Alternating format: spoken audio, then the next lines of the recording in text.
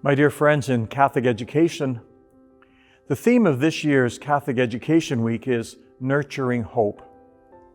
We hear from the prophet Isaiah that those who hope in the Lord will renew their strength.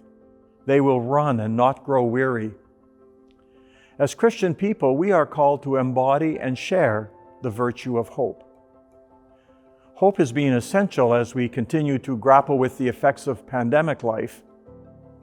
It can be difficult to express hopefulness in the face of continued restrictions and isolation from all that we know as normal. Our world is making history each day as we learn new ways of being and doing that protect one another and encourage solidarity, even while apart. We have sacrificed so much in the past year, and yet we still choose to give more to one another and to God in joyful praise, looking towards a hopeful tomorrow.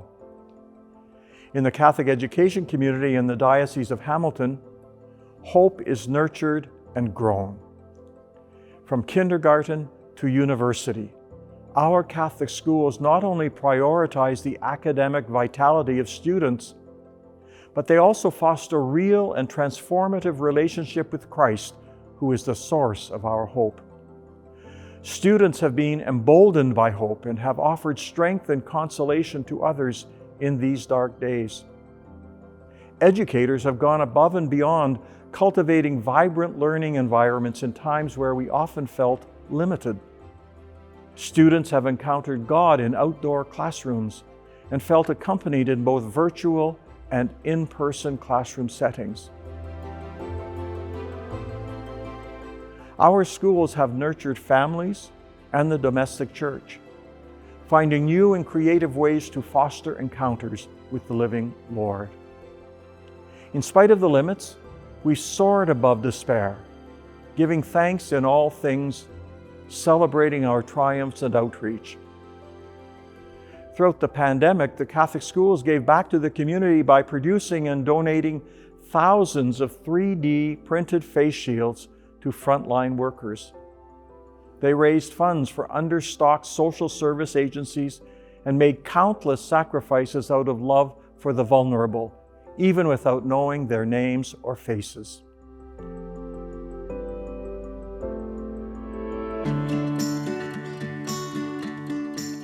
Students in our Catholic schools have discovered ways to dialogue about what it means to bring hope to other people and to pursue hope for our environment. Through our Catholic social teaching, young people acknowledge the priority of sustainable living and care for the earth. Our schools are environments where young people can learn, understand, and examine the impact they and their communities have on our common home.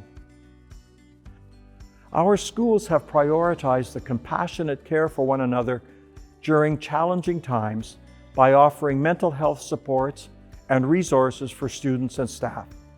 They have advocated for the importance of mental health and remind us that no one is alone, no matter how much they may be struggling. The Catholic education community has sustained the weary, comforted the fearful, and shared with our world the bounty of God's love.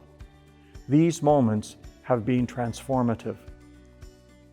The challenges we have faced this past year have afforded us the opportunity to learn how to creatively lean in and live the gospel of hope.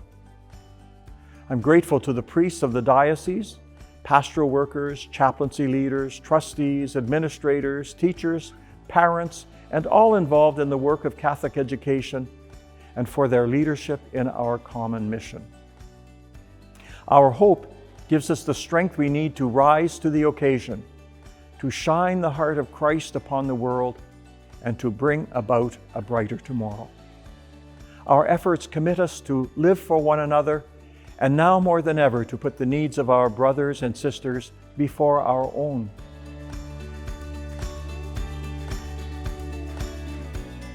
May we never return to the old normal, but rather rewrite the ways and means that we embody hope in our Catholic learning communities. And may this commitment strengthen our play, our learning, and our prayer.